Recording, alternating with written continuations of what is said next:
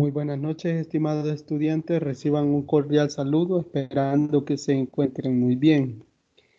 En esta ocasión vamos a darle seguimiento a la unidad número 3, siempre bajo la coordinación del licenciado Wilner Edenilson Vázquez Hernández, quien es el encargado de coordinar esta materia, Matemática para la Computación 1. Esta tutoría de repaso tiene como finalidad eh, dar los puntos importantes, sobre todo una parte teórica que nos sirva de fundamento para proceder con el desarrollo de los ejercicios y ejemplos que se tienen planteados en esta unidad. En la unidad, pues, hay muchos aspectos muy básicos que pretendemos desarrollar con la siguiente agenda.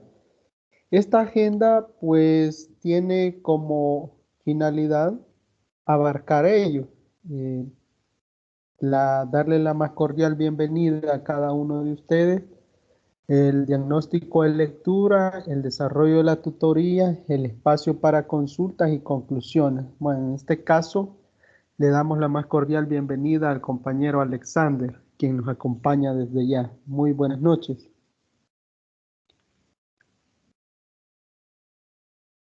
Buenas noches. ¿Qué tal, Alexander? Mucho gusto tenerle por acá. Pues acá un poco cansado porque acabamos de llegar. Bueno, espero que le haya ido muy bien. La actividad estaba bastante bonita. Espero que lo haya disfrutado y sobre todo que haya aprendido, ¿verdad? Que esa es la idea final de haber hecho esa actividad en la sede central.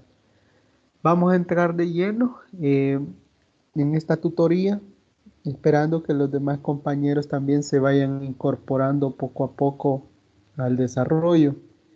Eh, Decirles de que esta tutoría pues nos está enmarcando que continuemos con el trabajo de la unidad número 3 que está denominada funciones y gráficas.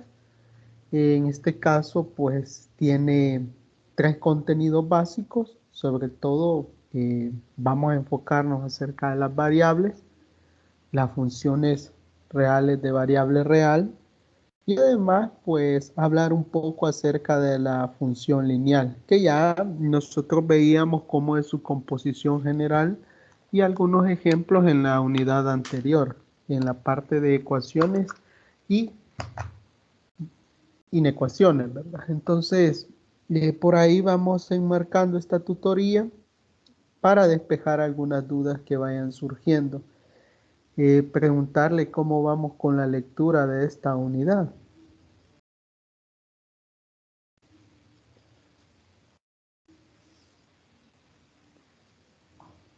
Muy buenas noches, Rodrigo. También un gusto tenerle por acá participando.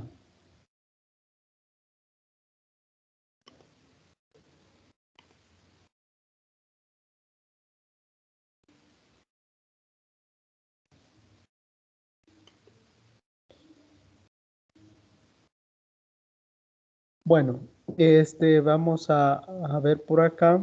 Eh, Creo que no le funciona el micrófono, pero vamos a seguir. Con respecto a ello, pues decirles de que vamos a iniciar reconociendo que es una variable, ¿verdad? Y cuáles son los tipos de variables que se tienen. No tiene sentido que nosotros hablemos acerca de esta unidad si no reconocemos realmente qué es una variable, porque justamente eso a nosotros nos da el punto de partida, reconocer qué es una variable y cuáles son los tipos de variables que podemos tener al momento de trabajar las funciones. Entonces, vamos a destacar esto. ¿Cómo es que nosotros vamos a ir incorporando esta terminología? No sé si ustedes tienen alguna noción con respecto a la definición de variable.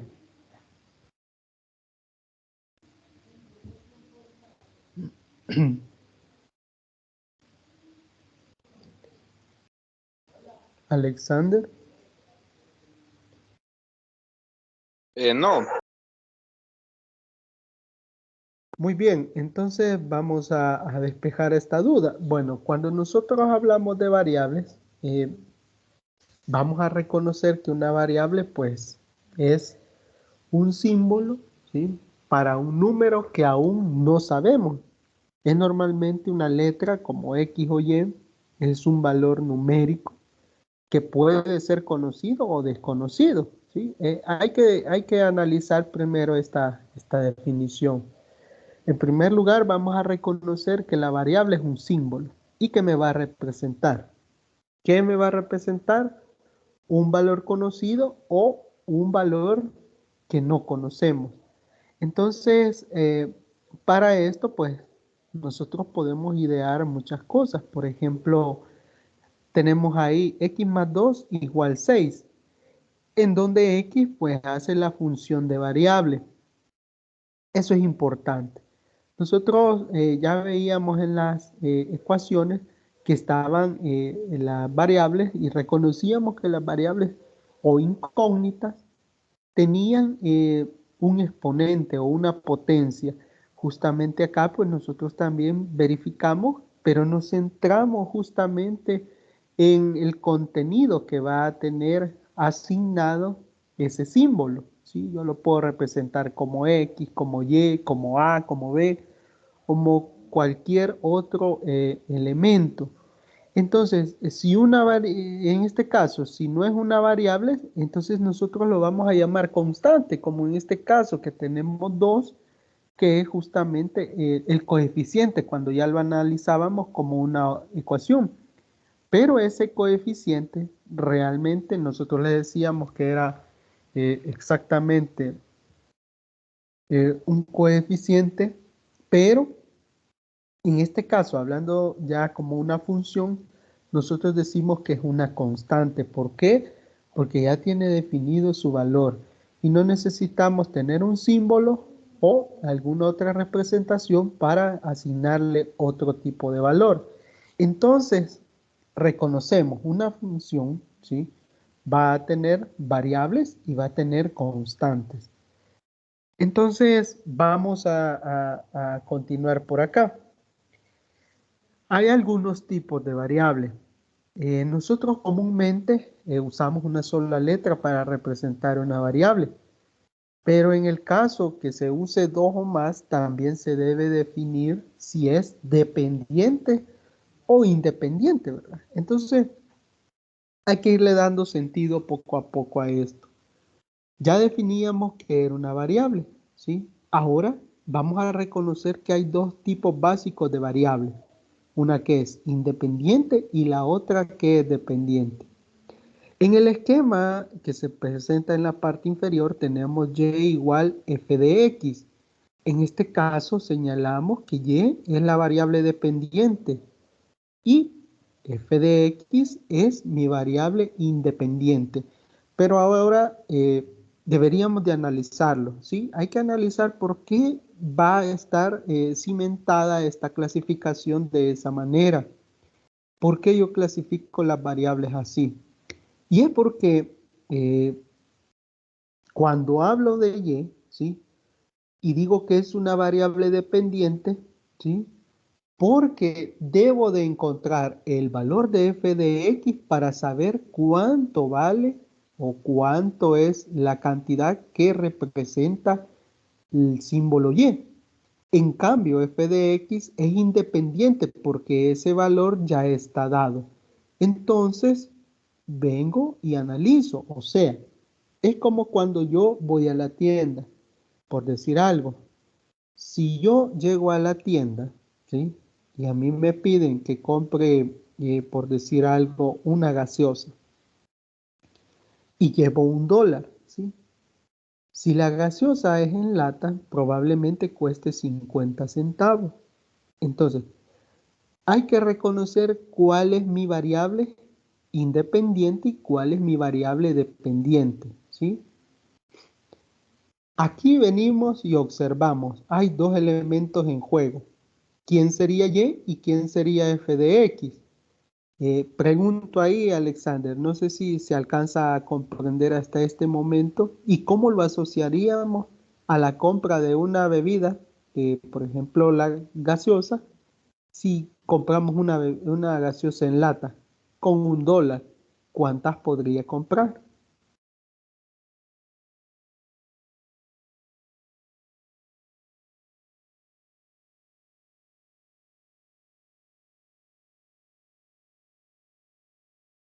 No le escuché muy bien, ¿me podría volver a explicar? A decir, por Ok, ok, vaya. Yo le digo, vamos a tratar de identificar la variable independiente y la variable dependiente con respecto a la compra de gaseosa con $1.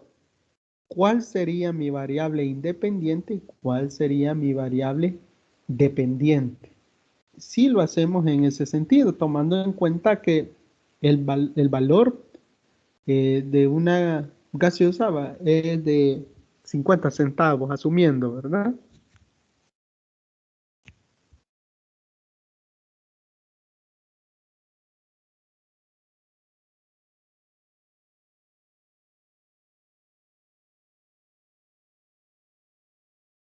Ajá.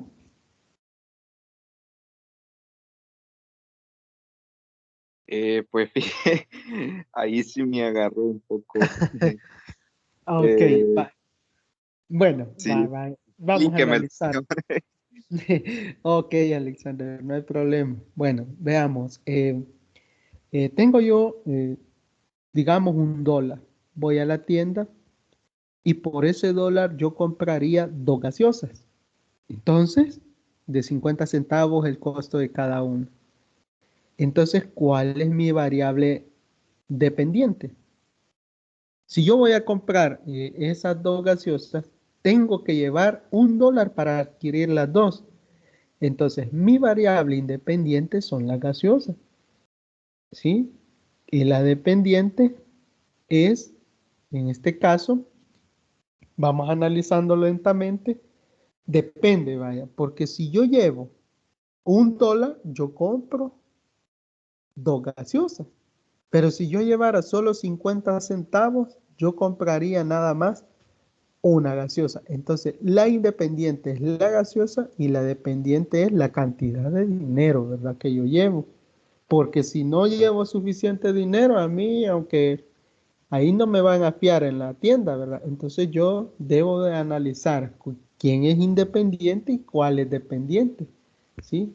Dependiente, lógicamente, pues si yo, depende, si yo llevo dinero, compro, si no llevo, no puedo llevar ninguna gaseosa, ¿sí? Así de sencillo. Entonces, ahí nosotros vemos identificado cuál es la variable independiente y cuál es la dependiente. Espero haberme dado a entender un poco por ahí, haciendo un análisis sencillo de cuál es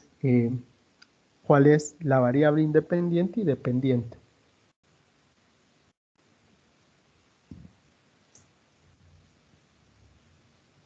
Bueno, continuamos. Vamos a observar por ahí.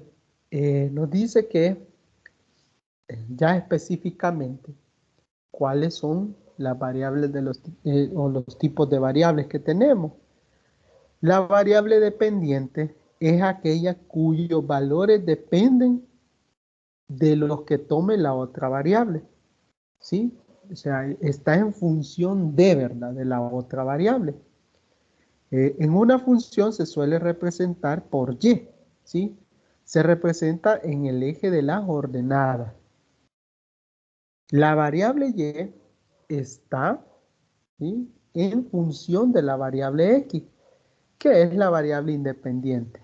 Poco a poco vamos adentrando. Hay tres puntos importantes que yo estoy definiendo, que está en función y que siempre lo vamos a observar que está en función de otra variable, ¿verdad? Luego hay que observar que está en el eje de las ordenadas, o sea, en el eje de la y. Y además que esta variable pues está en función de la X, ¿verdad? Que es en el eje de las abscisas. Vamos adelante. Ahora vemos la variable independiente. ¿Cuál es ese comportamiento? En este caso, la variable independiente pues es un valor que no depende de ninguna otra variable. Yo ya tengo específico cuál es su valor, ¿sí? No hay necesidad de estar haciendo algún otro cálculo para tener su resultado o el valor específico. Como primer punto se suelen o se pueden asignar valores sin tener en cuenta las otras variables. Directamente puedo asignar ese valor. Además, como segundo punto específico, pues vemos que suele representarse por la letra X, que es lo que ya mencionábamos con respecto a la variable dependiente. Entonces, ahí creo que vamos clarificando un poco más el concepto de variable independiente y variable dependiente. Pero para reafirmarlo, nosotros vamos a verificar por acá. Hablábamos del eje de las abscisas y el eje de las abscisas. Cuando hablamos de las abscisas, nosotros estamos refiriéndonos a la variable independiente, que generalmente es X, y dependiente, o el eje de las ordenadas, que estamos de acá con el eje de las Y, ¿verdad? Entonces, cuando yo hago esta similitud, yo puedo decir que un y igual a f de x sería justamente una representación lineal, la que tendría más o menos de esa forma. Entonces, ¿qué es lo que trato de dar a entender? El comportamiento que va a tener, cómo yo voy a tratar de reconocer los distintos tipos de variables, independiente, dependiente, y cuál es su forma de moverse dentro del plano cartesiano, que también ya vamos a observar que lógicamente está compuesto por 4 segmentos importantes que nosotros le llamamos cuadrantes. No sé si hay alguna duda hasta este momento o algo que resaltar.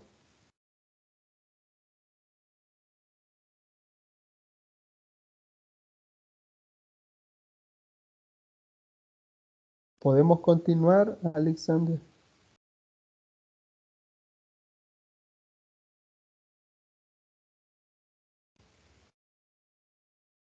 Ok, vamos a ver por acá. El siguiente es un ejemplo bastante básico en el que nosotros, pues, la idea de esto es que vayamos reconociendo elementos básicos. Bueno, nos dice en este ejemplo que nosotros tenemos que observar el comportamiento de las variables en una gráfica, ya en un ejemplo como tal, ¿verdad?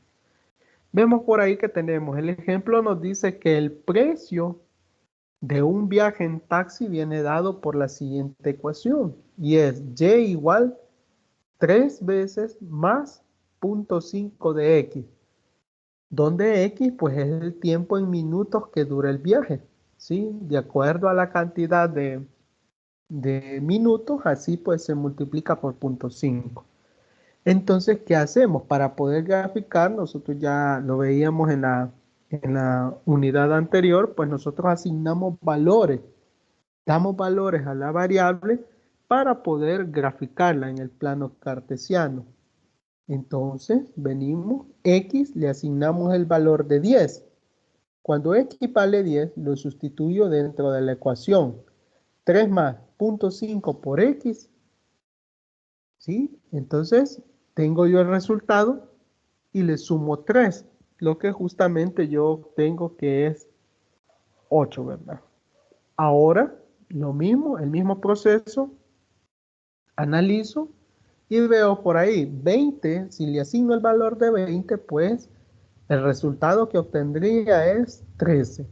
Si en lugar de 20 ahora le asigno 30, el resultado que obtendría sería 18. Entonces, ¿qué me resta hacer? Nada más graficarlo, asignar esos puntos en el espacio. Entonces vemos que los puntos efectivamente están en el cuadrante 1 del plano cartesiano. X ya sabemos que es el eje de las abscisas y Y, que es el resultado obtenido a la asignación, al operar la asignación del valor de X, y vemos que partimos del origen, X recorre 10 unidades y Y nada más recorre 8, es decir, hacia arriba 8. Ahora, para el segundo elemento recorremos 20 unidades en X y con respecto a Y recorremos nada más 13 unidades y quería por acá. Ahora, con respecto al tercer valor, cuando X vale 30, recorremos en el eje de las abscisas 30 unidades y subimos con respecto a Y, ¿sí? En el eje de las ordenadas, justamente 18 unidades. Entonces tendríamos por ahí específicamente que al unir los puntos tendríamos una línea, ¿sí? Una ecuación lineal básicamente, y nosotros ya sabemos que eso va a ser así porque siempre que tenemos una ecuación, ¿sí? Cuando el exponente de la variable es 1, pues lógicamente es una ecuación lineal. Por lo tanto, unimos los puntos y está justamente una línea trazada en el eje 1 o en el cuadrante 1 del plano cartesiano. No sé si hay dudas o alguna consulta hasta este momento de cómo es el funcionamiento, cómo es el movimiento que va a tener nuestra gráfica.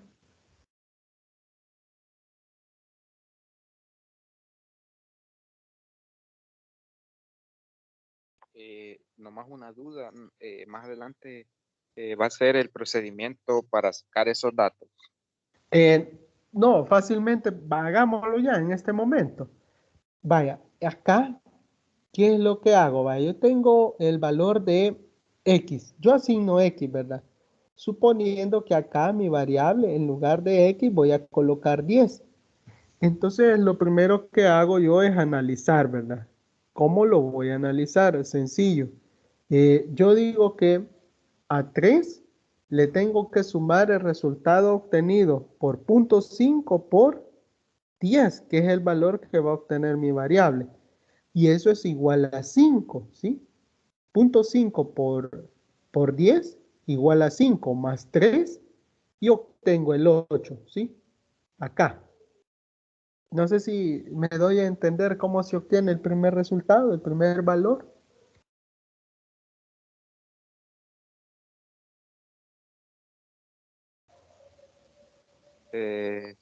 Sí, Hoy sí, ¿verdad? Vaya, ahora el segundo, vaya, hagámoslo paso a paso.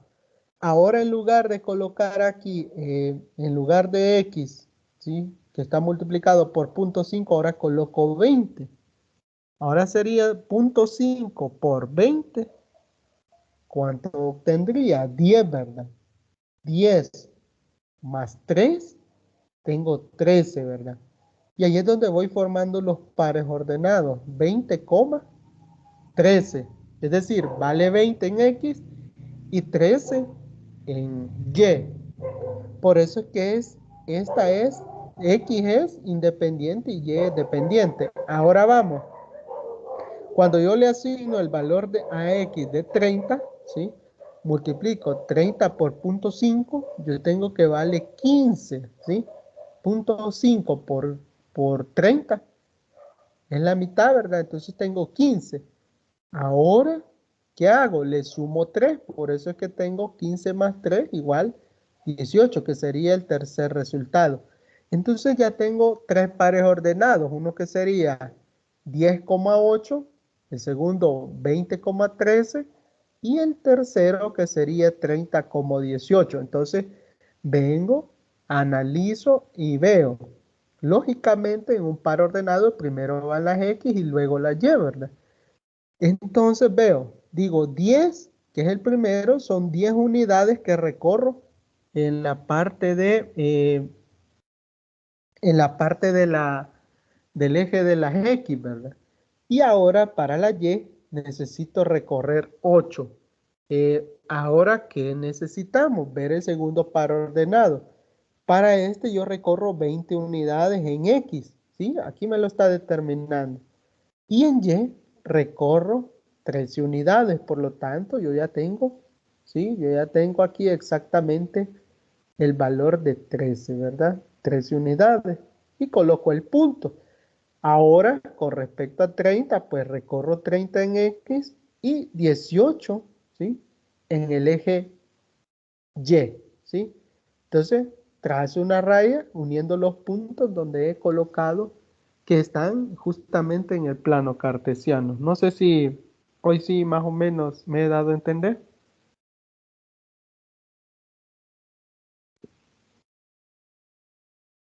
Sí, Ok, vaya, avanzamos entonces. Hay un ejemplo por ahí en su documento.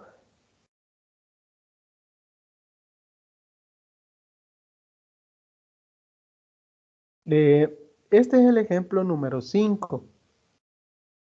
Aquí vamos a observar algo básico, ¿verdad? Es el comportamiento de datos, las tablas y las gráficas. Para esto, pues vamos a analizarlo.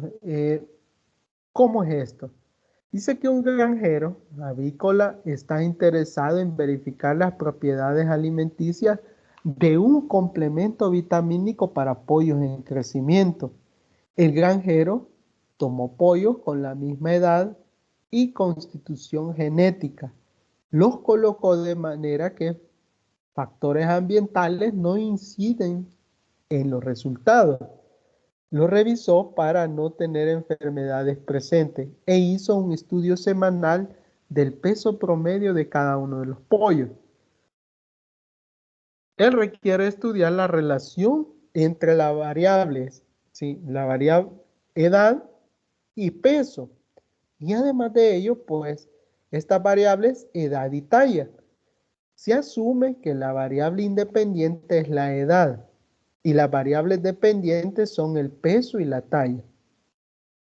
Los pollos con el complemento los llamó clase A y sin complemento clase B y obtuvo los siguientes resultados. Bueno, ¿qué es lo primero que vamos a analizar? En primer lugar, pues nosotros se nos presenta una tablita en la cual se nos dice, ¿verdad? Que en la semana, ¿sí? Son 10 semanas, tenemos el peso en gramos y tenemos la talla en centímetros. Para el clase A, donde se le aplicó el complemento, tenemos que en la semana 0 el peso era 200 y los centímetros que medía de talla eran 10. Luego, en la semana 1 tenemos 240, 13 sería la talla, 13 centímetros. Semana 2, 280, 18 centímetros. Luego, semana 3, tenemos 360 y 26 sería la talla. Luego, 4, la cuarta semana, tendría 450 gramos de peso y 35 la talla. Luego, 5, ¿sí? En la semana 5 tendríamos que el pollo llega a 500 gramos y la talla que tendría sería 40. En la sexta semana tendría 520 de gramos, ¿verdad? En su peso.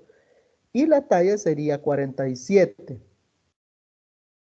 Con respecto al siguiente, la siguiente semana, tendría 535 de peso y 49 de talla. En la semana 7 tendríamos 535, su talla sería 49. La semana 8, 540, 50 de talla. La semana 9, 545 y 51 de talla.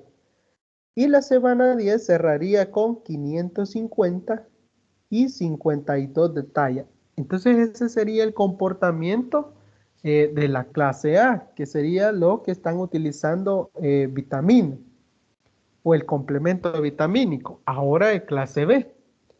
Dice que en la semana 0 arrancaría siempre con los 200 gramos de peso y 10 de talla, normalizado, ¿verdad? En ambas.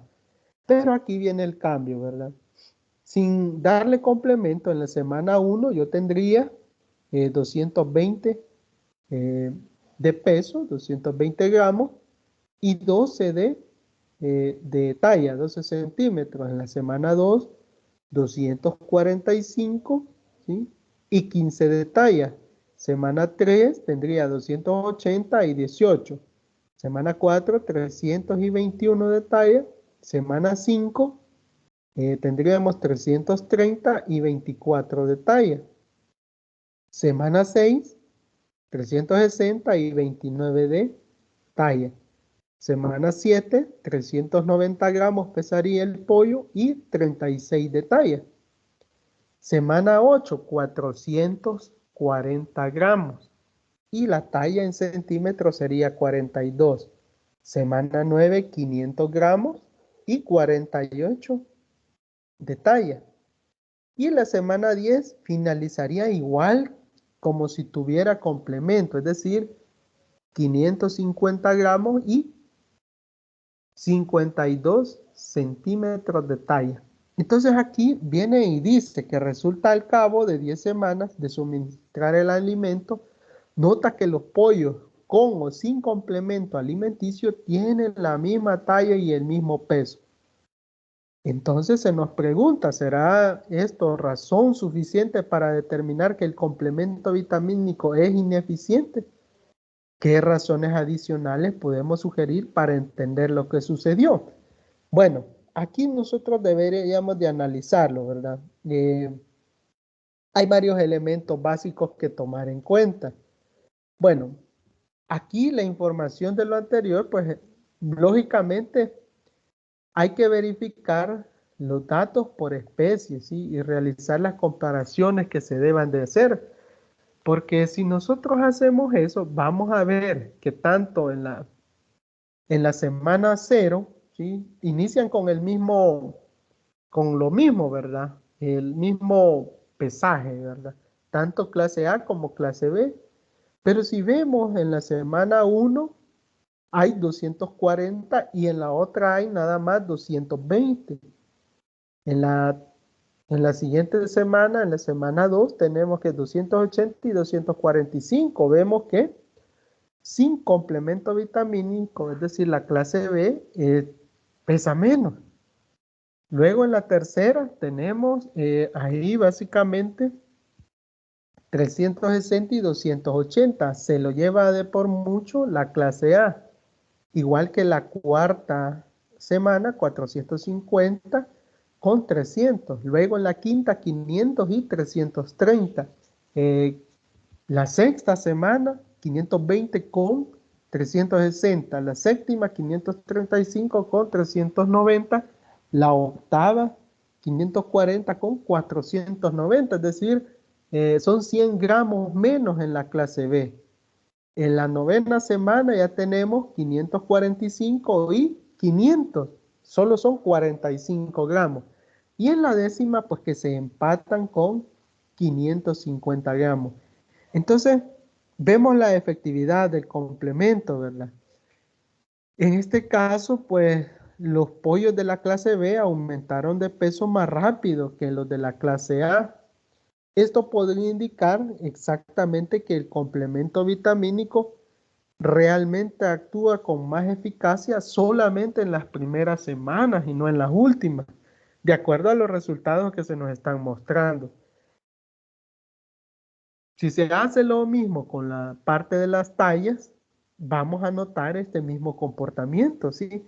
Que al final de la décima, desde la octava, novena, décima semana, el efecto del complemento vitamínico pierde su efecto. Entonces, ¿qué es lo que sucede? Hay que hacer algo básico. Es decir, que hay que hacer una recomendación en la cual se suspenda justamente el complemento en la semana 7. Si usted lo analiza, en la semana 7 ya hay algo que hacer. ¿Por qué?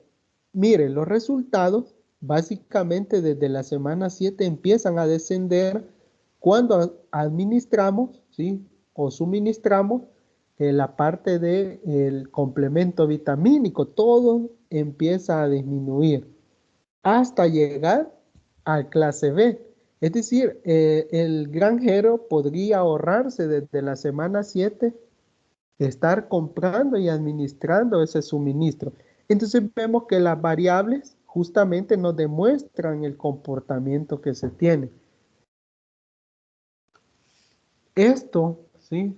de la información es muy útil para responder a las preguntas que nos hacíamos, que cuál era el peso medio de la clase A en la cuarta semana, cuál es el promedio de la clase B en la séptima. Pero esto es bastante inútil si lo queremos responder, porque, por ejemplo, ¿cuál es el peso promedio de la clase A en el tercer día a la quinta semana? En este caso, pues nosotros vamos a poder estimarlo a partir de la tabla.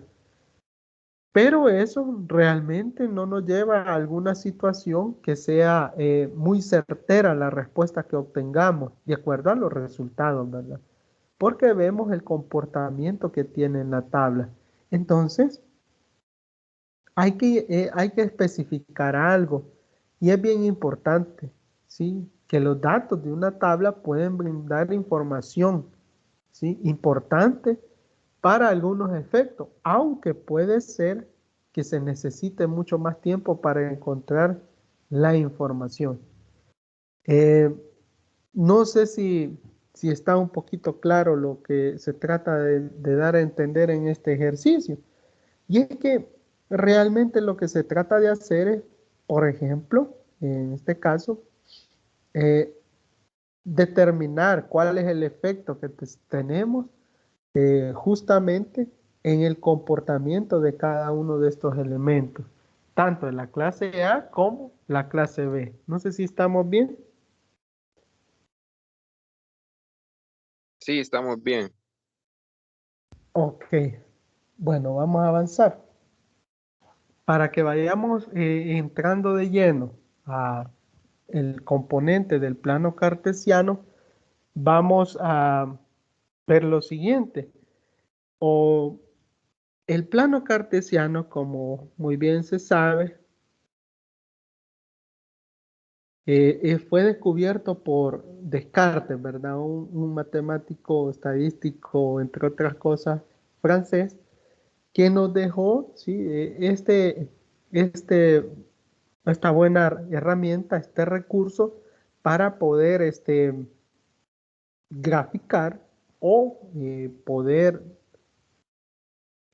colocar elementos en el espacio, ¿sí? Cuando estamos hablando de dos dimensiones, que es el plano cartesiano, ¿verdad?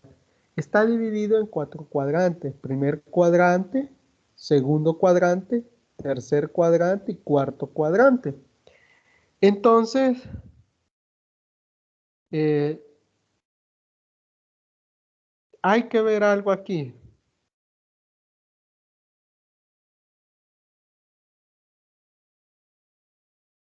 Eh, Generalmente nosotros tenemos o se tiende a tener una concepción con respecto al cero, que no es muy útil, pero sí realmente el cero es el origen de todo. ¿Sí? Desde que nosotros vamos a identificar que un resultado es positivo o negativo, el cero es justamente la base. Y esto además pues lo es en el plano cartesiano. Tenemos que con respecto a las X y con respecto a las Y, que también son conocidas como abscisas u ordenadas, hay una parte que es positiva y una parte que es negativa de la recta de los números reales en cuanto a cada uno de estos ejes. Entonces, ese punto, ¿sí? El origen es el que le da realmente sentido a todo lo que nosotros vamos a colocar, ¿sí? O vamos a representar en el cuadro, en el cuadrante 1, 2, 3 o 4, ¿sí? Es decir, en todo mi plano cartesiano el origen es la base fundamental. Eh, el cero es muy importante, al menos como nosotros debemos de reconocerlo y darle realmente el sentido que tiene. No sé si hay alguna pregunta o algo con respecto a lo del plano cartesiano.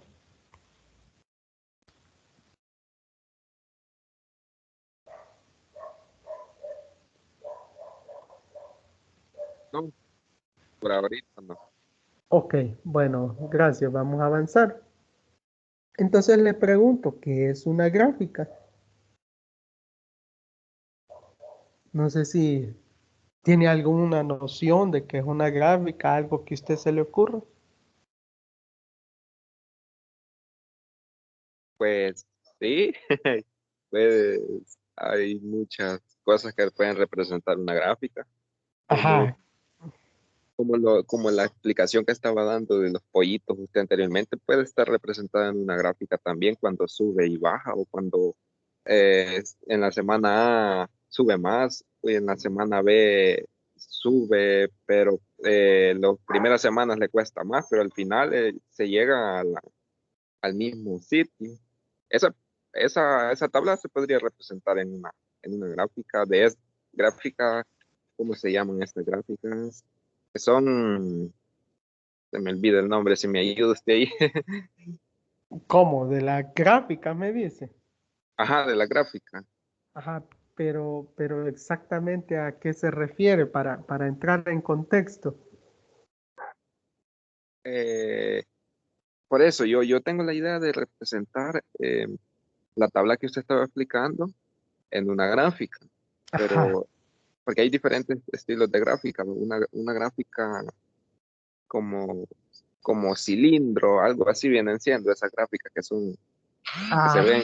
Ajá, no sé ya, si. sí, ya más o menos le entendí. Sí, vaya, cuando nosotros queremos representar datos con una gráfica, nosotros podemos representarlo como, yo creo que usted se refiere a la gráfica de pastel, ¿verdad? En eso, no sé si, o circular, no sé si a eso se refiere, o cuando utilizamos columnas o cosas así, ¿verdad?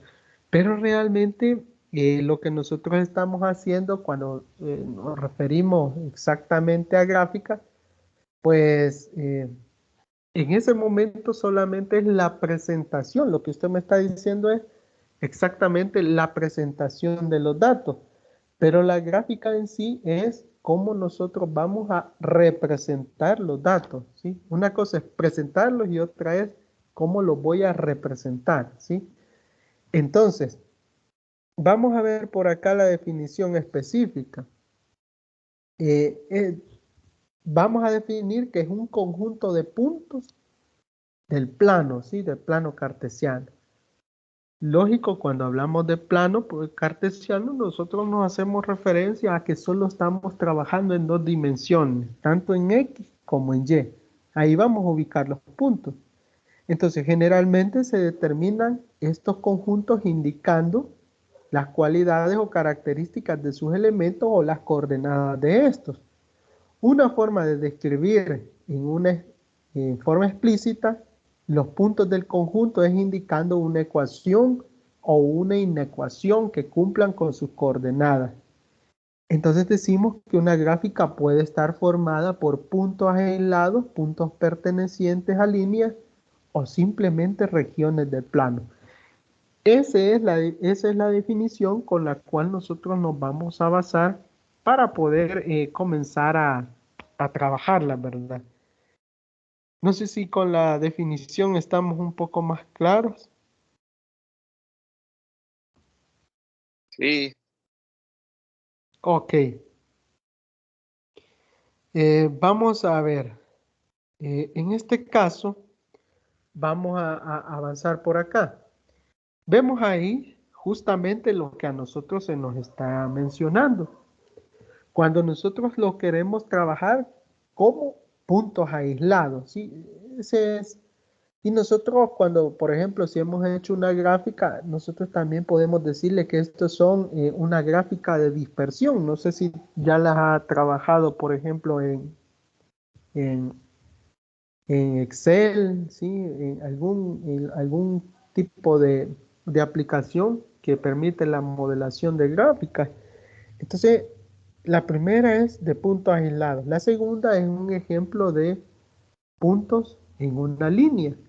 Y la tercera, pues, es puntos en una región específica. Y ahí se nos hace el ejemplo, ¿verdad? Estas son gráficas como tal.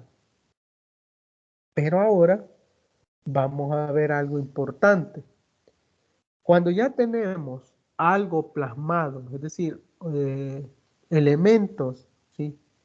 Con respecto a que ya están detallados en el plano cartesiano, hay algo importante que a nosotros nos va a funcionar mucho, y es que nosotros tenemos que aprender a medir la distancia entre dos puntos, un punto 1 y un punto 2. Y a estas pues se les asignan coordenadas x sub 1, y sub 1 y x sub 2, y sub 2 respectivamente. Y eso lo vamos a hacer utilizando la siguiente fórmula con respecto a la distancia entre dos puntos. Y es que esta va definida que ¿sí? La distancia va a estar entre el punto 1 y el punto 2, ¿sí? Si lo vemos, siempre lo vamos a manejar como pares ordenados, ¿sí? El punto 1 y el punto 2.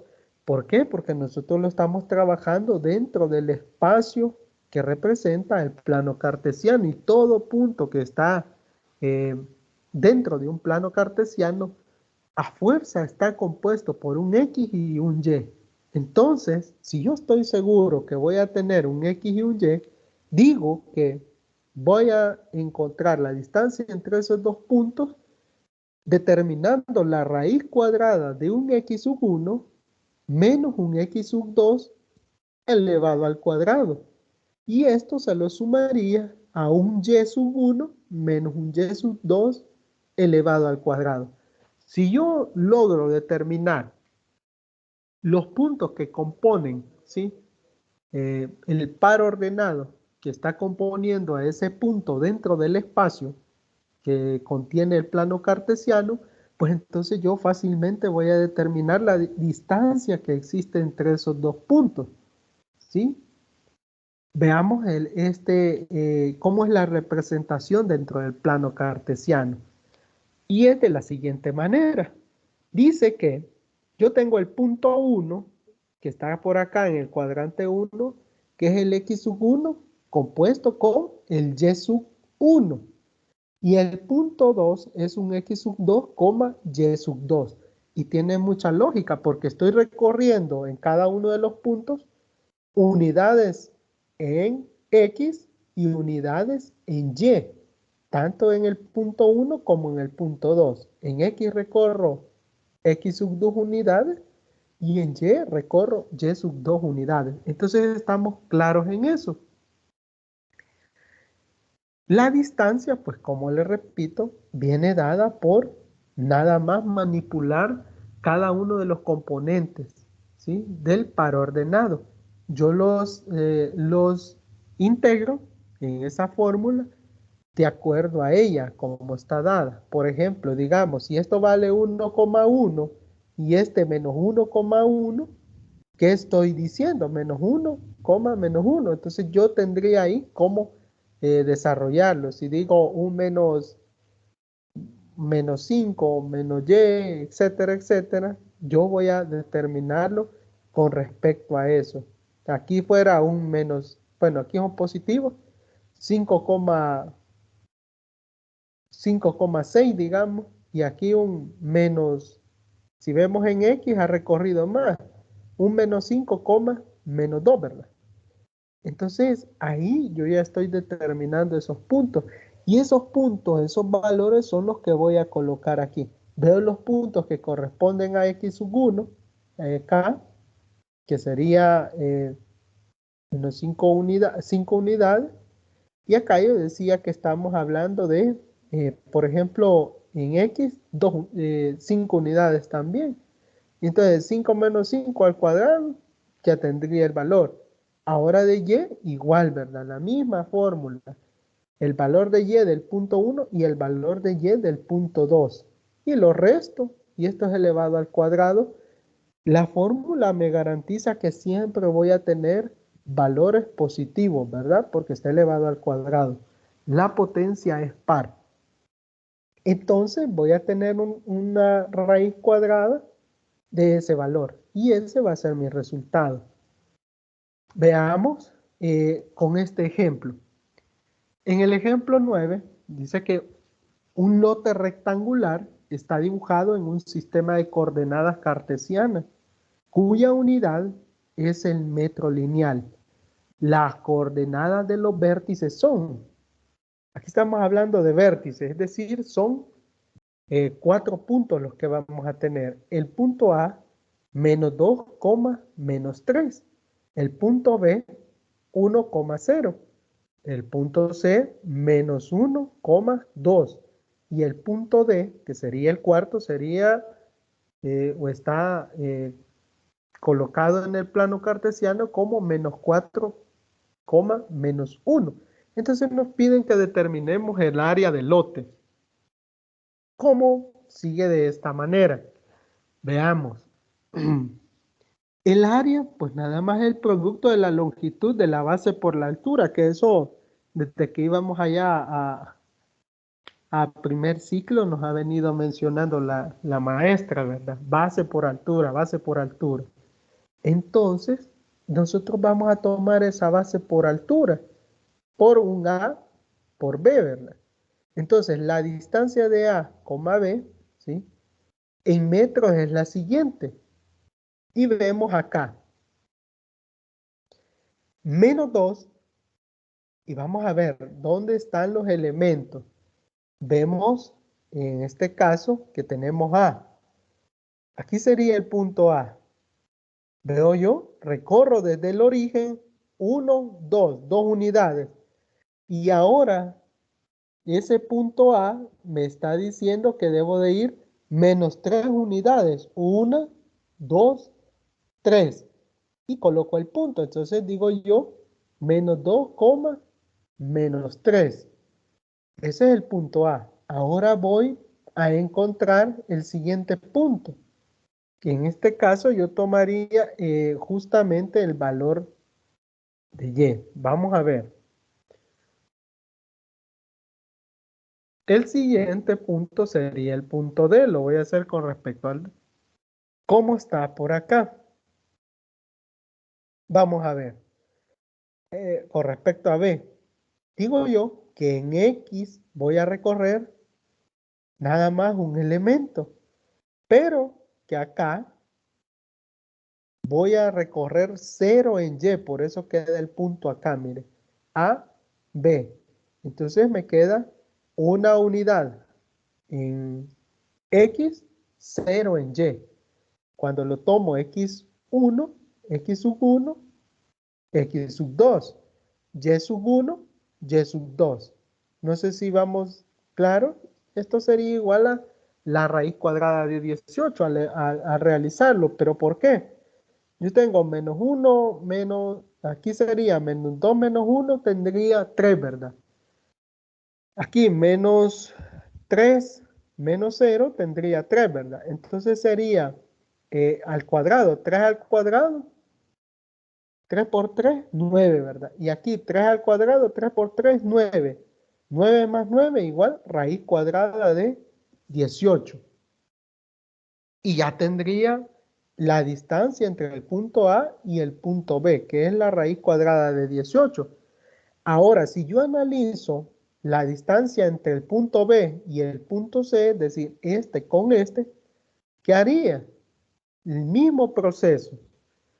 Es de tener a la mano la, la fórmula para que no se vaya preocupando por ahí, ¿verdad? Veamos, el punto B ya sabemos que está compuesto por un 1,0 y el punto B pues está compuesto por menos 1,2, ¿sí? Recorro 2 unidades en Y.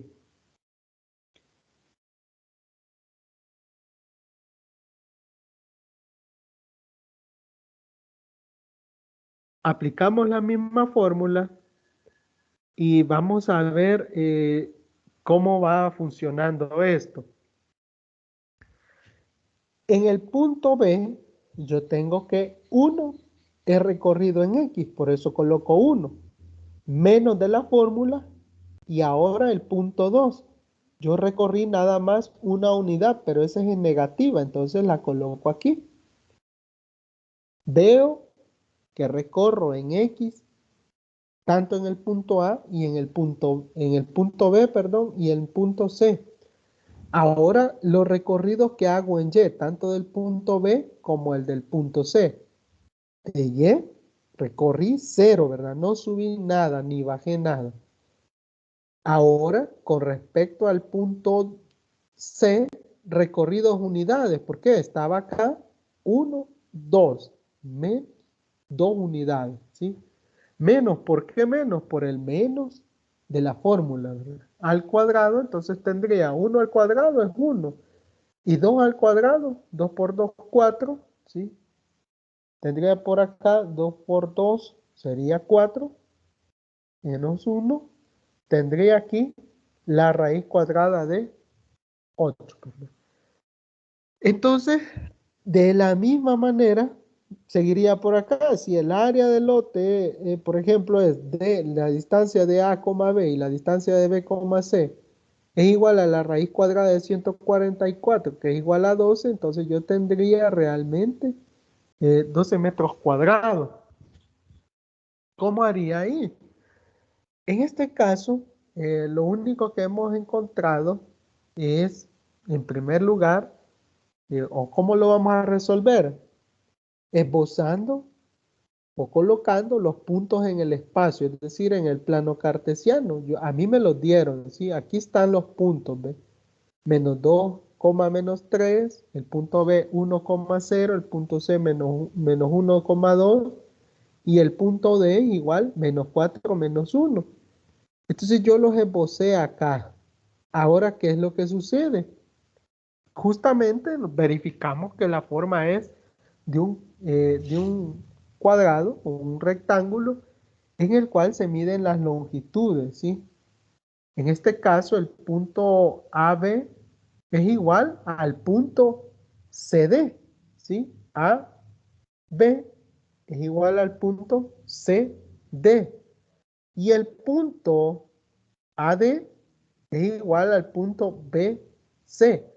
Por lo tanto, en este caso, si nosotros colocáramos una diagonal, es decir, haciendo un triángulo, ¿sí? Un triángulo rectángulo en los lados del cuadrilátero, nosotros tendríamos que es la distancia de AC, del punto A con el C al cuadrado, es igual a la distancia de A con B al cuadrado más la distancia de B con C al cuadrado.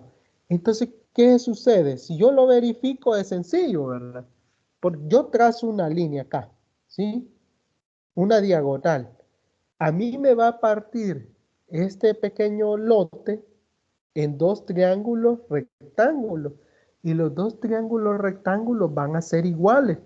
¿Pero por qué yo sé que van a ser iguales? Van a ser iguales si yo aplico justamente el teorema de Pitágoras, el cual me dice que c cuadrado va a ser igual a cuadrado más b cuadrado, que en este caso nosotros lo representamos por los puntos, ¿verdad?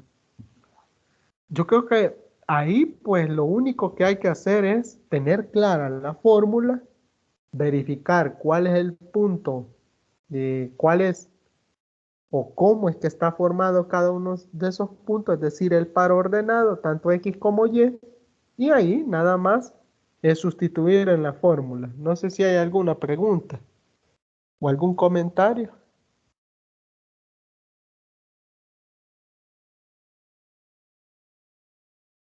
No, hasta el momento no. Vaya, vamos a continuar. Aquí exactamente vamos a verificar algo muy importante. Yo creo que si le da seguimiento a la lectura se va a comprender de mejor manera la distancia entre los puntos, pero ahora yo necesito que tengamos un poquito claro la parte de la fórmula del punto medio, ¿sí? El punto medio nada más tenemos que reconocer que es el de un segmento cuyos extremos son un punto 1 y un punto 2, con coordenadas x sub 1, y sub 1 y x sub 2, y sub 2, respectivamente. Entonces el punto medio, si yo ya lo reconocí, no sé si se recuerda ya cómo nosotros lo tomábamos, nada más es dividir, ¿sí? Por ejemplo, en el par ordenado, las x del punto 1 y las x del punto 2, las sumo y las divido entre 2. Igual, en el punto medio para las y, va a ser la suma de la y del par ordenado 1 y la y del par ordenado 2, sumadas, divididas entre 2. Es lógico, ¿verdad? Es como que yo tenga una distancia y la divido entre 2, ¿verdad? Tanto si voy en las X o si voy en las Y. Eso es bastante sencillo. Solo es necesario reconocer cómo está formado el par ordenado del punto, ¿verdad? Nada más eso. Y ya lo divide entre 2 y tiene el resultado del punto medio. Veamos un ejemplo básico. Dice que nosotros tenemos un cuadrilátero ABC D.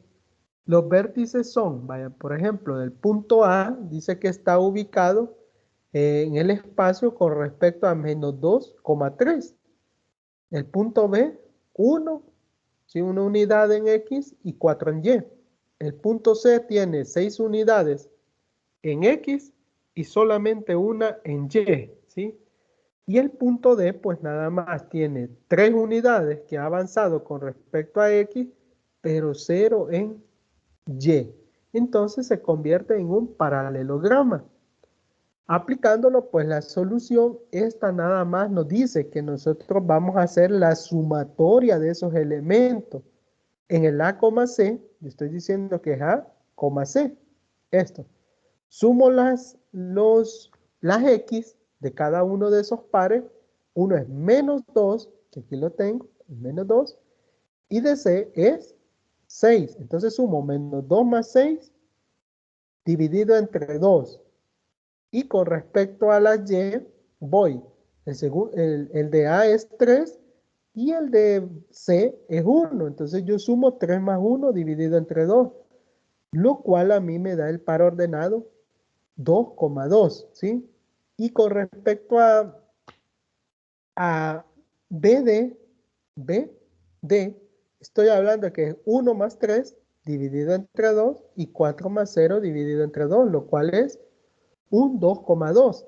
Si yo lo hago, ¿sí? Es decir, tengo que graficar este punto en el espacio, justamente avanzo 2 unidades en X y 2 en Y, en ambos resultados, ¿verdad? Por lo tanto, yo digo que este cuadrilátero ABCD es un paralelograma, justamente porque me lo demuestra el punto medio.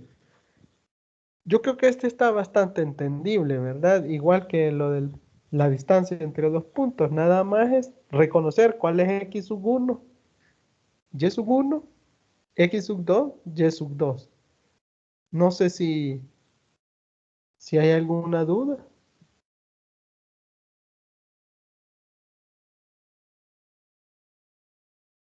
No, Ok.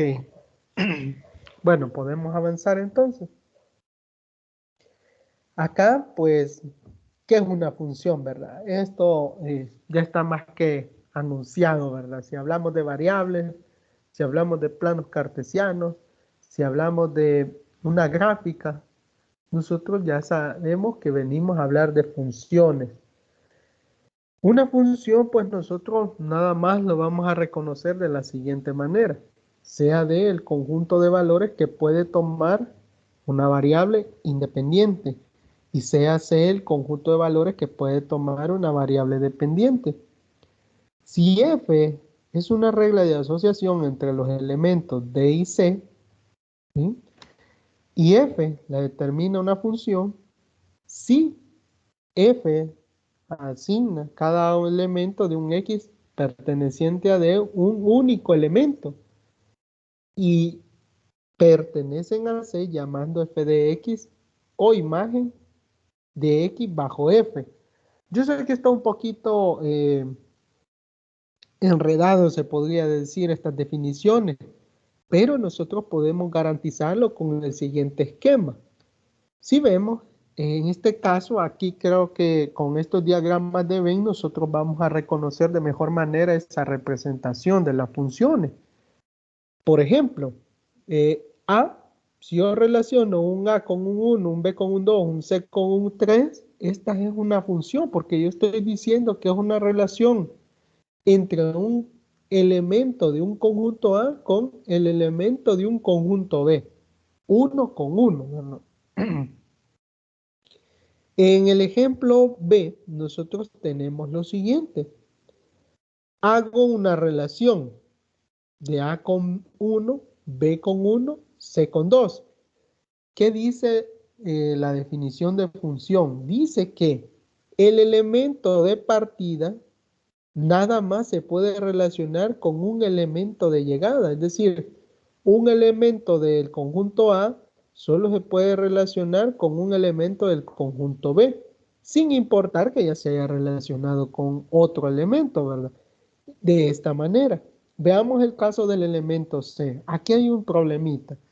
No es función, ¿por qué? Porque A se ha relacionado con 1 y con 2 y a la vez B se ha relacionado con 2. C está haciendo una relación correcta, ¿verdad? Que se está relacionando con 3, ¿verdad? Por lo tanto, no es una relación. ¿Por qué? Por A, ¿verdad? Porque A pasó eh, haciendo algo que no está permitido. Se relaciona con más de un elemento.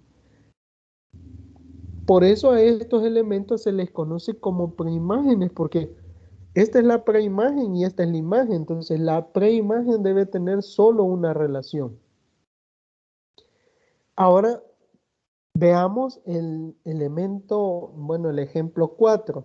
En el ejemplo 4 nosotros podemos verificar algo.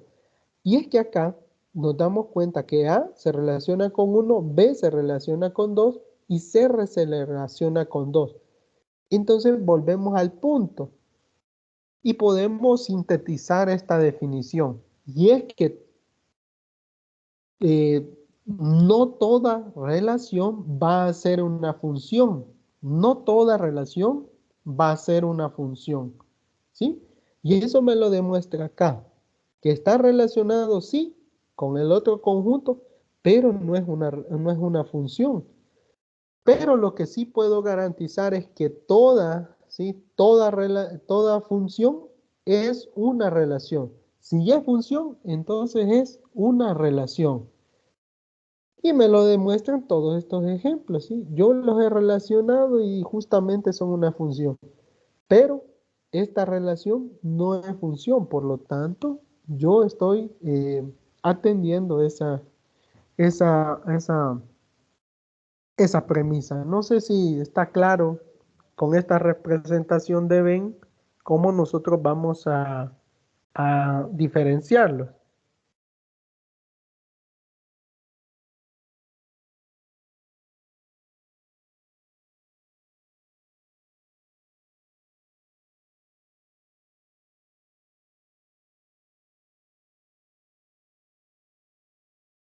¿Podemos avanzar?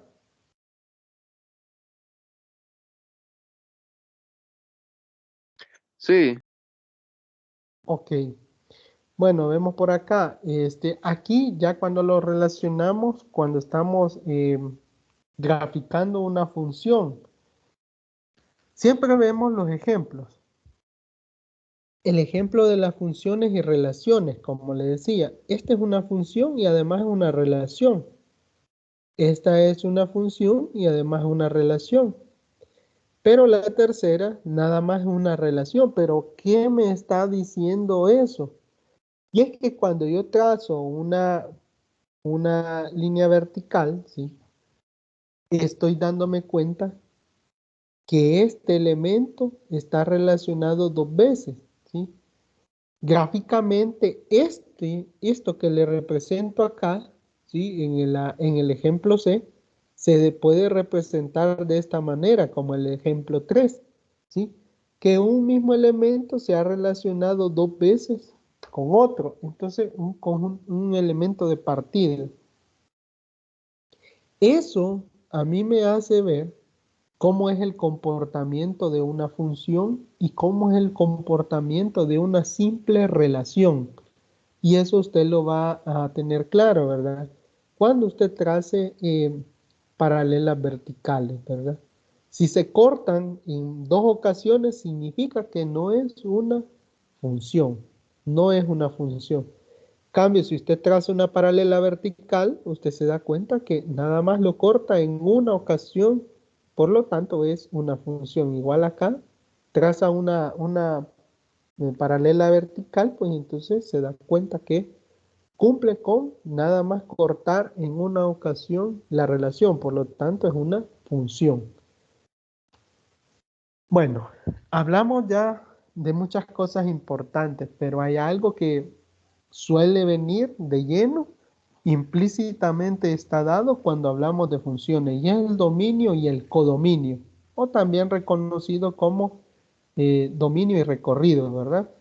Entonces, el conjunto D se le denomina dominio y a C codominio.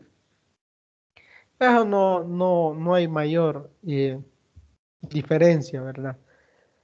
Para designar que la regla F tiene un dominio y un codominio C, la cual asigna un valor X a f de X, se escribe de la siguiente manera, que de F, C implica D y que X implica f de X.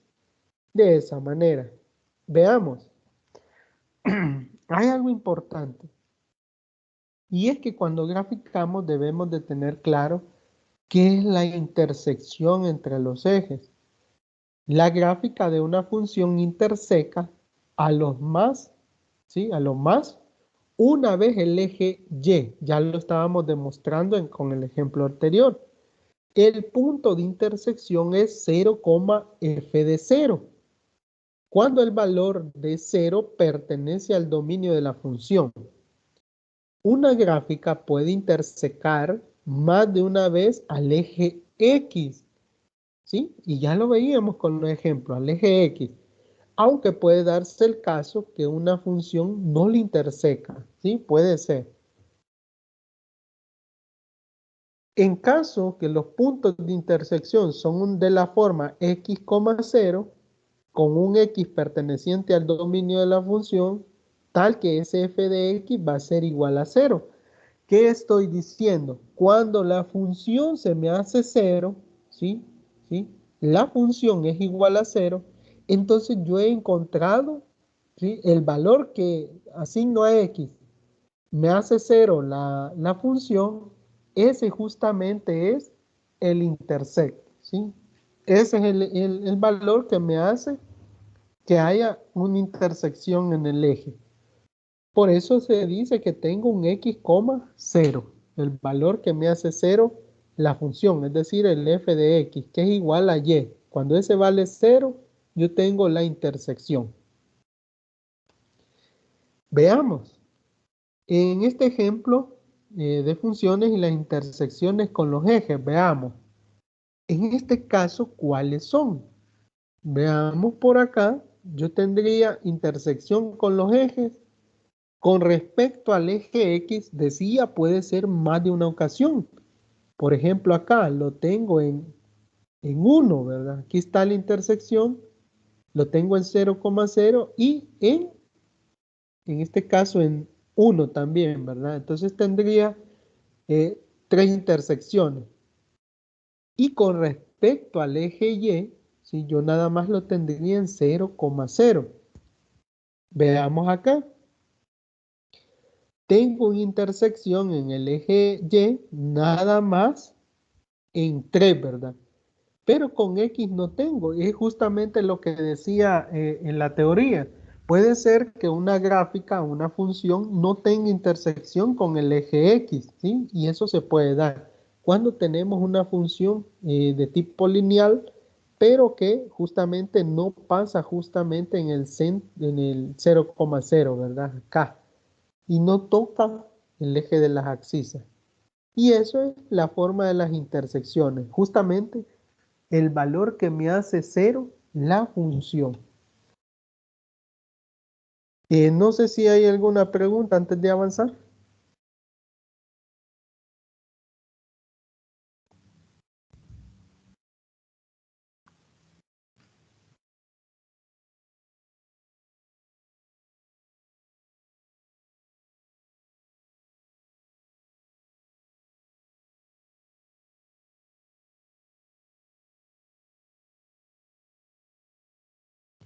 Ok, vamos a avanzar. Luego viene la parte de la gráfica de la función identidad. En este caso, pues nada más vamos a ver qué es la función donde la imagen y la preimagen son iguales. Su dominio máximo son los números reales y su ámbito pues también son los reales. Y entonces se define como f de x igual a x, ¿sí? Pero ¿cómo? Acá, mire, es una función lineal, ya lo decía, que su imagen y su preimagen son el mismo. ¿Qué significa? Que tanto x como y vale 1, tanto x como y vale 2, tanto x como y puede ser que valga 3, ¿sí? Cada uno, un x, tengo un 1,1, 2,2, 3,3, etcétera, ¿verdad? Y a eso se le llama función identidad, ¿sí? Cuando el valor de x es igual al valor de y, en otras palabras. Ahora, cuando yo hablo de una gráfica de función de valor absoluto, es una función real de variable real y se define como f de x igual valor absoluto de x. El dominio van a ser los reales y la parte del recorrido va a ser realmente, va a ser 0, desde 0 hasta infinito positivo. ¿Cómo quedaría? En este caso vamos a verificarlo. En el origen, en el 0,0, tendríamos justamente la parte de la concavidad, ¿sí? Nosotros observaríamos por acá que en el origen inicia a recorrer hacia la derecha como hacia la izquierda, es decir, con los valores tanto positivos o negativos, ¿verdad?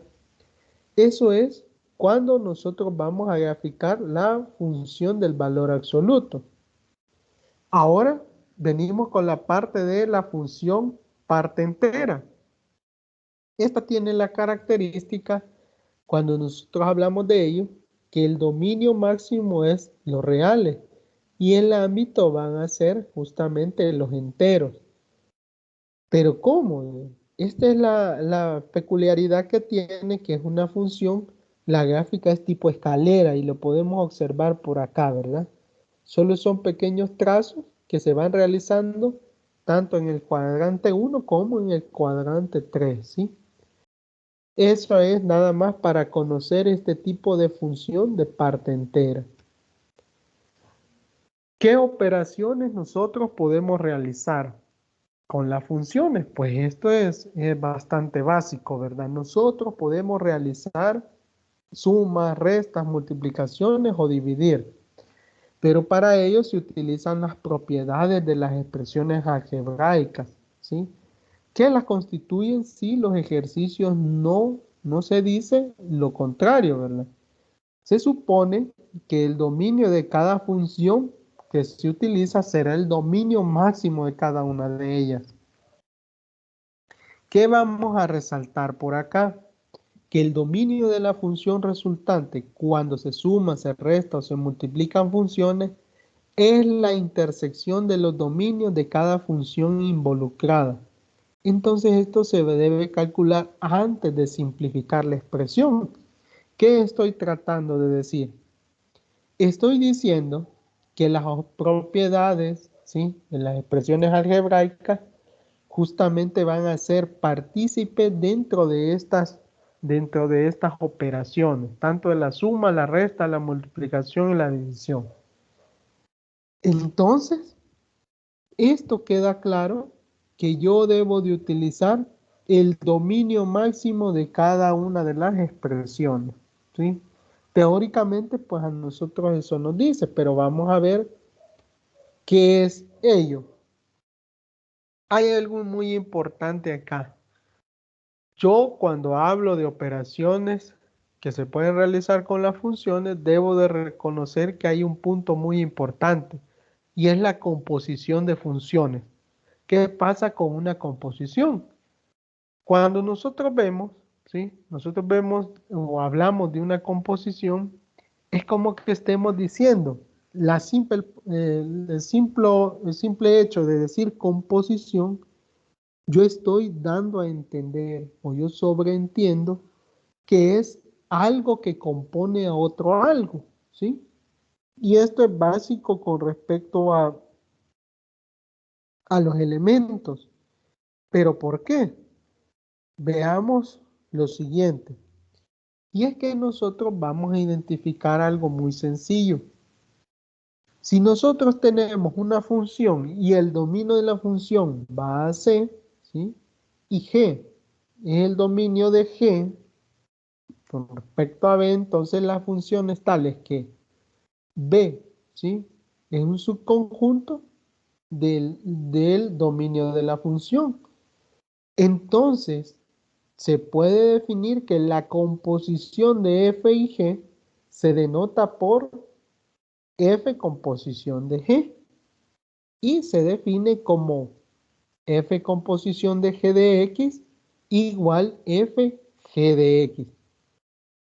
Esto es, se busca la imagen bajo F y la imagen de X bajo G.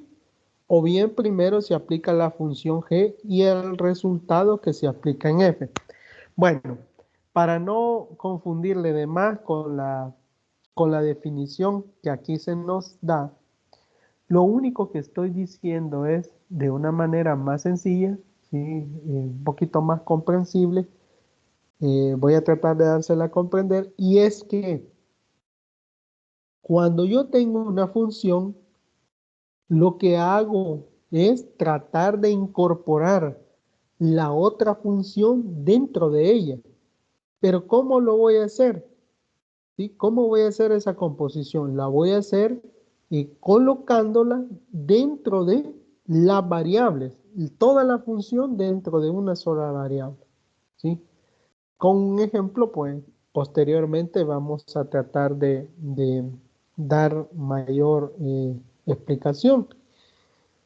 Y sobre todo, otra vez con los diagramas de Venn. Yo creo que esta es la mejor forma para comprender qué es lo que se trata de hacer. La composición, pues nada más me dice que si yo tengo un conjunto X y un conjunto Y, ¿sí? Yo puedo generar un nuevo conjunto Z. ¿Por qué? Porque eso hace que yo tenga una función entre X y otra función entre el resultado de Y, el que he obtenido de ellos, con respecto al nuevo conjunto Z. Por ejemplo, nos dice que si yo tengo un X sub 1, hago una relación y genero un f de X sub 1, ¿sí? Cuando lo relaciono con un elemento de Y. Y genero una nueva función, que es el paso de la composición, al tener un G de f de X sub 1, ¿sí? Dando como resultado como que tuviera un nuevo conjunto. Y así para cada uno de los elementos, nada más cambiando, si usted observa, solo cambiamos eh, el subíndice, sub 2, sub 3 y sub 4. Esa es la esencia para comprender la composición mediante los diagramas de Venn. No sé si hay alguna duda con respecto a la composición. Ajá.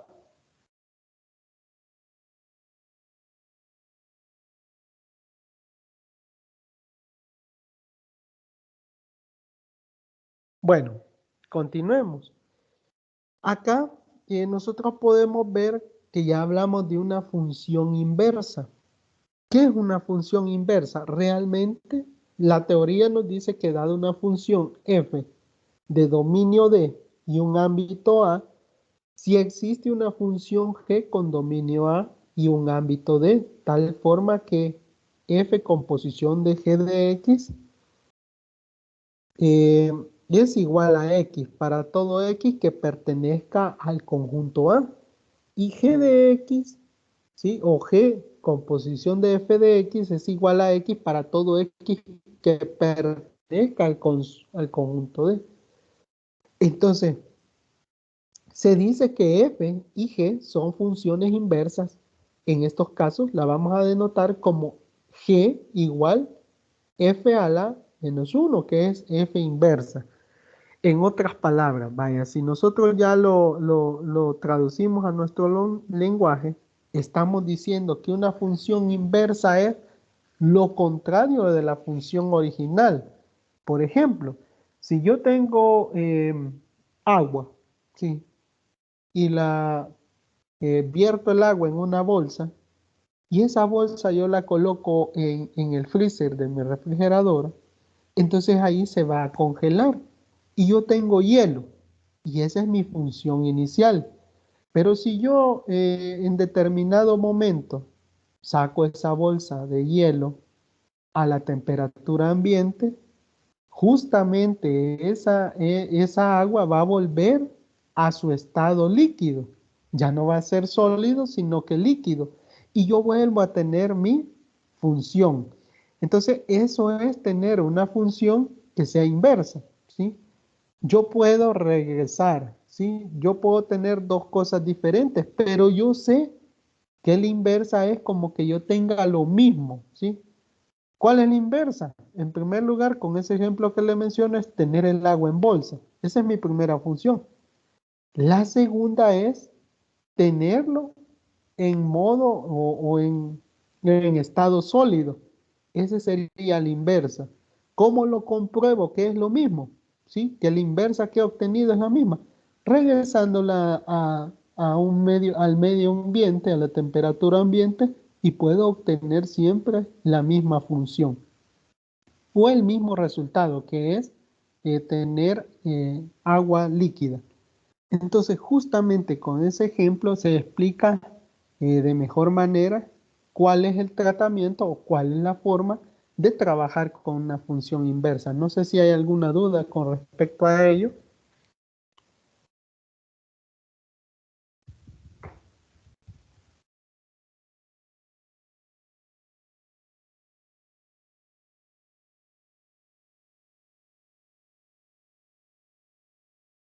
Bueno, aquí estoy representando en este momento lo siguiente, y es que por acá tenemos cómo es el comportamiento eh, con respecto a la representación gráfica.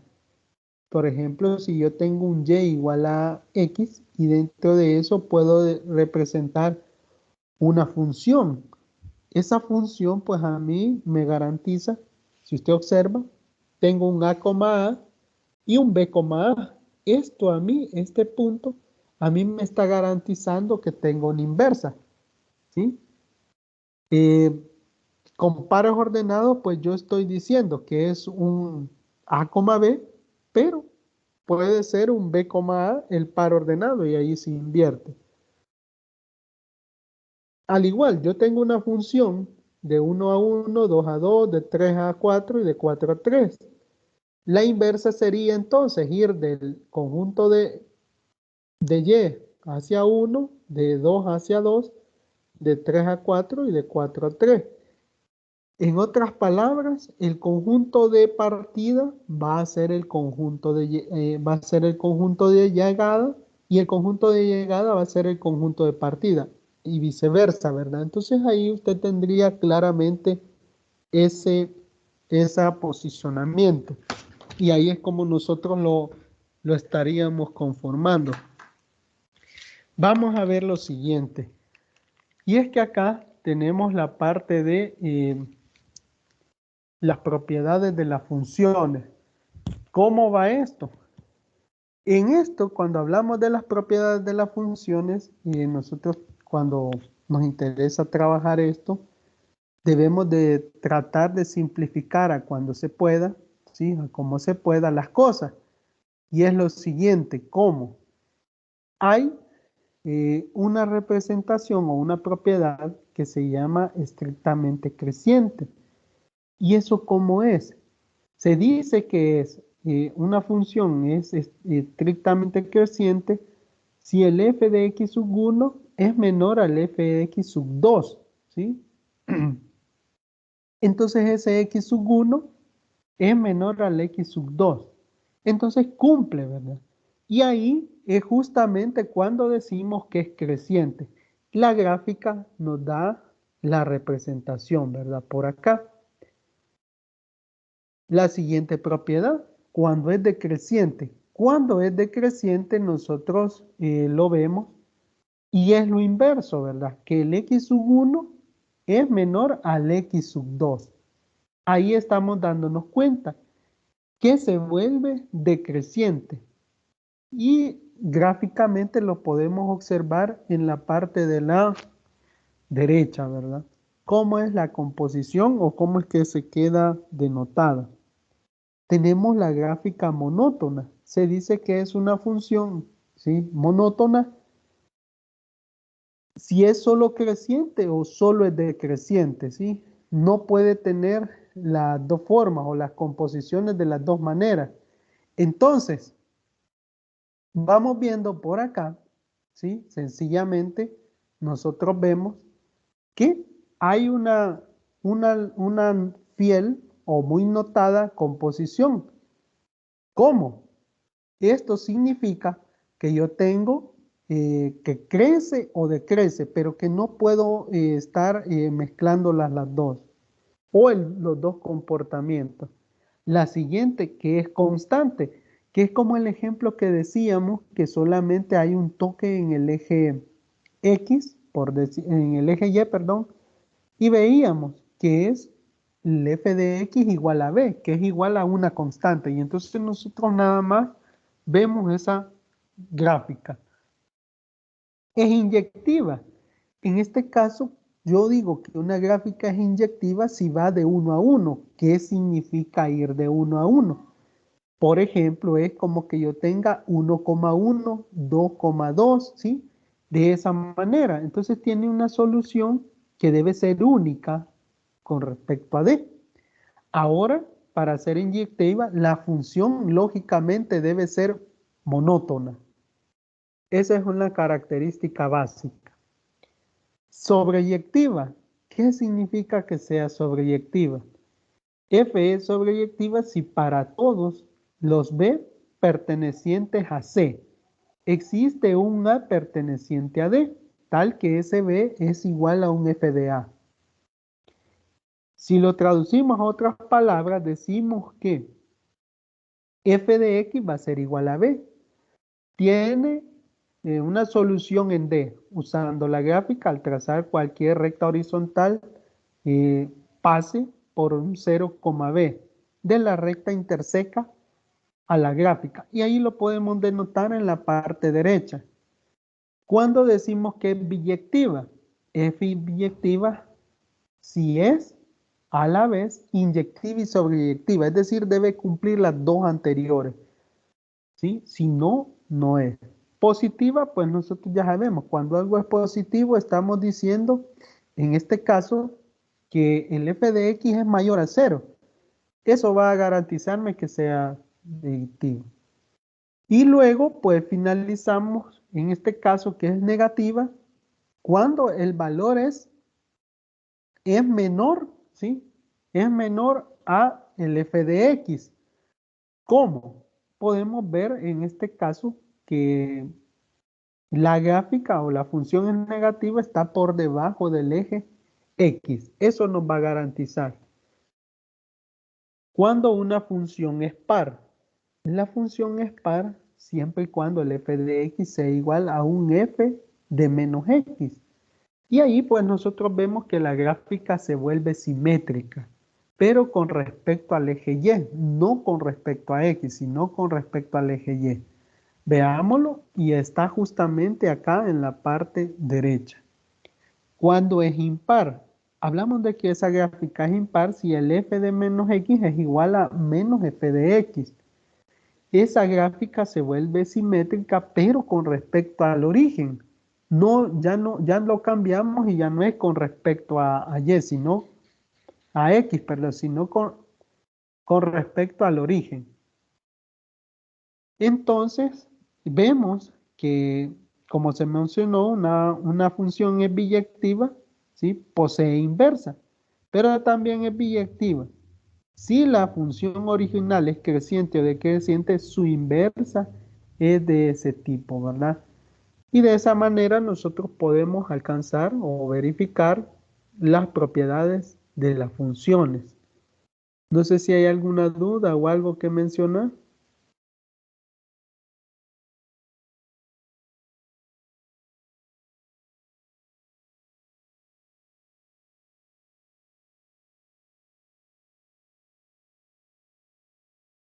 Bueno, continuemos.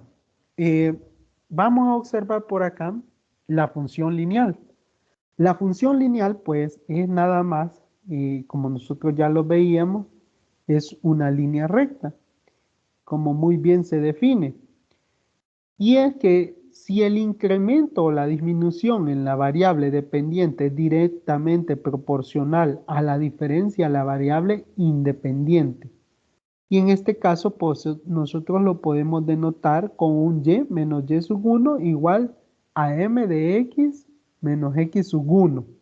Es decir, m es la constante de la proporcionalidad. Reescribiendo, nosotros tendríamos que y es igual a m de x más y sub 1 menos m de x sub 1.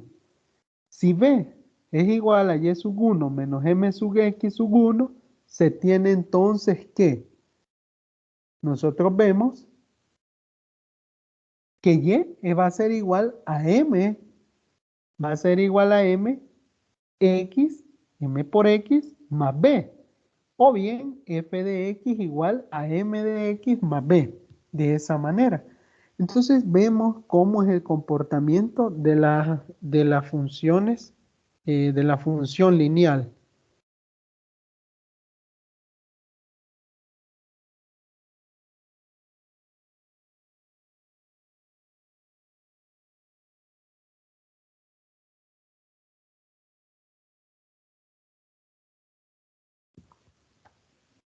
La función lineal está definida de esta manera.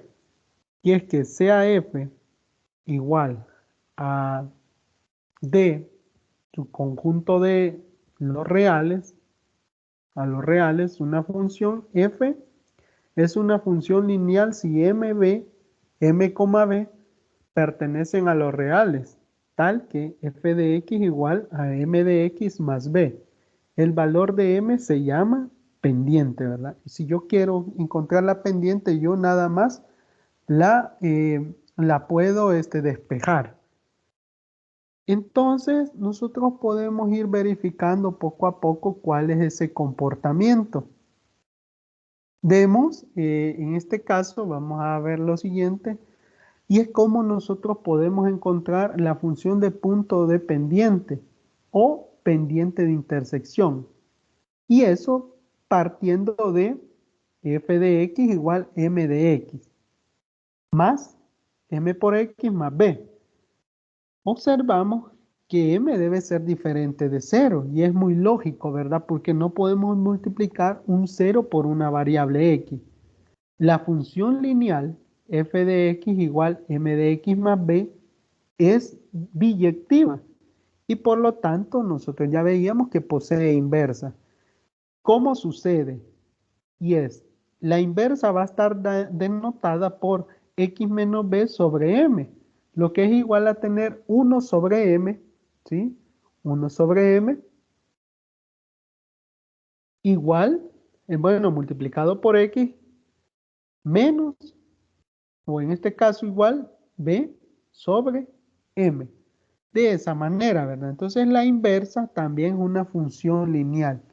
Y es lógico, ¿verdad? Porque si yo tengo una función que es lineal, voy a encontrar otra que sea lineal, porque es una inversa estrictamente.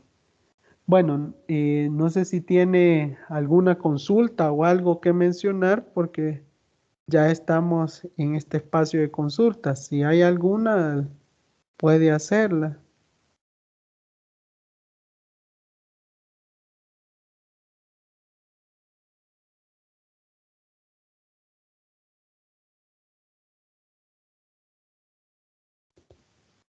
Hola, hola. ¿Alguna consulta? ¿Algo que quiera mencionar?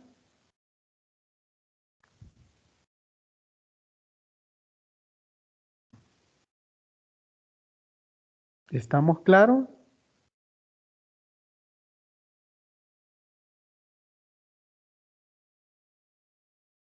Alexander. Bueno, creo que estamos claros. Entonces, conclusiones de esta tutoría, pues nada más solicitarles que lea, trate de ponerse al día con la lectura, tratar de que cada uno de los elementos o cada uno de los contenidos de los tres contenidos sean tomados en cuenta y analizados. Y finalmente, pues recordarles que la entrega de la tarea número 2 está planteada para este día viernes, ¿sí? Para el viernes 15 de octubre, ¿verdad? Entonces, de esa forma, decirles de que estén pendientes, no dejen a último momento la entrega porque eso va a dificultar que se les tome en cuenta la actividad, ¿verdad? Así que si no hay mayores consultas, nos vamos a quedar por acá, ¿sí? Alexander, no sé si hay alguna duda.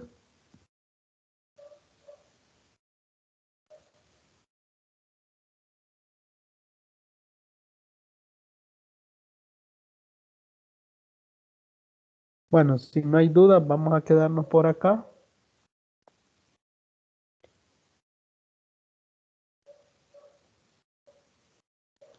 Bueno, entonces agradecerle la participación de los compañeros, tratar de que no dejen a último momento de esta tarea número 2 y vamos a continuar con el desarrollo de cada uno de los contenidos. Así que muy buenas noches, saludos cordiales para todos, ¿verdad? Muy buenas noches. Igual, buenas noches para usted. Gracias, igualmente. Saludos cordiales.